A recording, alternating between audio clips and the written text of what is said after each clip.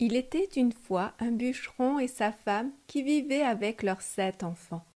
Le plus jeune d'entre eux, Petit Poucet, était si petit qu'on l'appelait ainsi.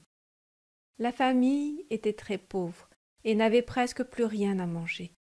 Le cœur lourd, les parents décidèrent de conduire leur enfant dans la forêt et de les y laisser, espérant qu'ils trouveraient une meilleure chance de survie. Mais Petit Poucet, qui avait de grandes oreilles, avait entendu leur plan. Il ne dit rien à ses frères, mais, avant de partir, il glissa des petits cailloux blancs dans sa poche. Le lendemain, les parents emmenèrent les enfants très loin dans la forêt. Quand ils furent bien occupés à jouer, les parents s'éclipsèrent discrètement. Quand les enfants se rendirent compte qu'ils étaient seuls, ils eurent très peur et commencèrent à pleurer. Mais Petit Poucet, calme et intelligent, leur dit « Ne vous inquiétez pas, suivez-moi. J'ai laissé des cailloux sur le chemin pour que nous puissions retrouver notre maison. » Grâce à cette astuce, ils retrouvèrent la maison sans difficulté. Mais, malgré leur retour, la situation n'avait pas changé. La famille était toujours sans nourriture. Désespérés, les parents décidèrent de les perdre une nouvelle fois dans la forêt. Cette fois, Petit Poucet voulut ramasser des cailloux, mais la porte était fermée à clé. Alors il utilisa les miettes de son morceau de pain pour marquer le chemin. Malheureusement, quand ils cherchèrent les miettes pour retrouver leur chemin, ils découvrirent que les oiseaux les avaient toutes mangées. Les enfants étaient perdus au cœur de la forêt.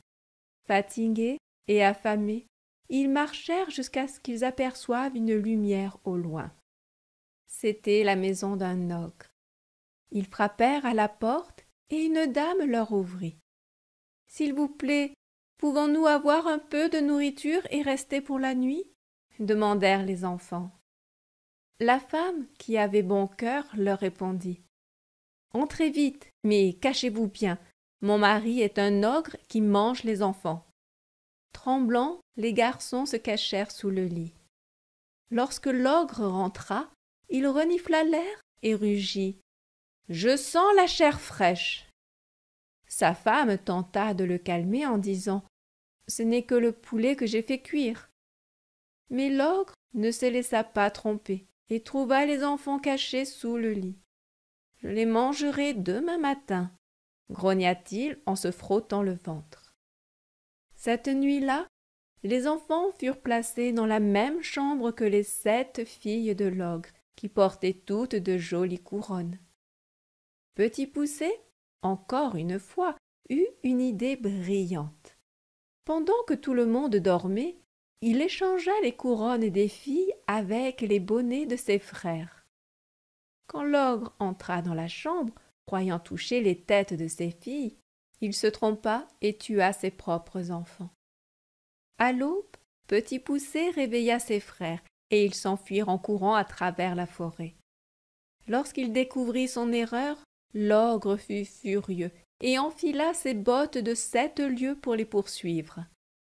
Ses bottes magiques lui permettaient de faire des pas gigantesques et de parcourir de grandes distances en un clin d'œil.